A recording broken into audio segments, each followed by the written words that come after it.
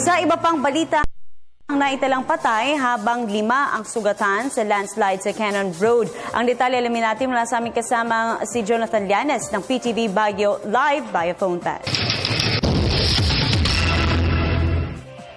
Yes, Princess, kasalukuyang binabaybay ng isang van at pampaserong jeep patungong Baguio ang kahaba ng Cannon Road nang maganap kaninang alas 9 ng umaga ang pagkakaguho ng isang bahagi ng nasabing lansangan na nagresulta sa pagkakatabon sa mga sasakyan.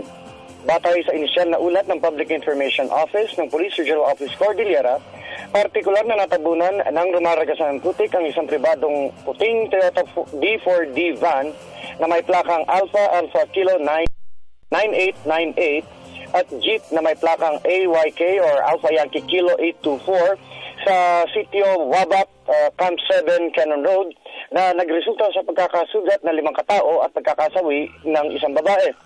Kinilala ni Paeng Valencia ng Rescue 911 ang sugatan na sina Ernesto Luis, Teresita de Guzman, Ping de Guzman, Henry Eugenio at si John Eric Sumio, habang inaalam pa rin ang katauhan ng isang babaeng naiulat na dead on arrival na pawang isinugod sa Baguio General Hospital and Medical Center upang malapatan ng pangunang lunas.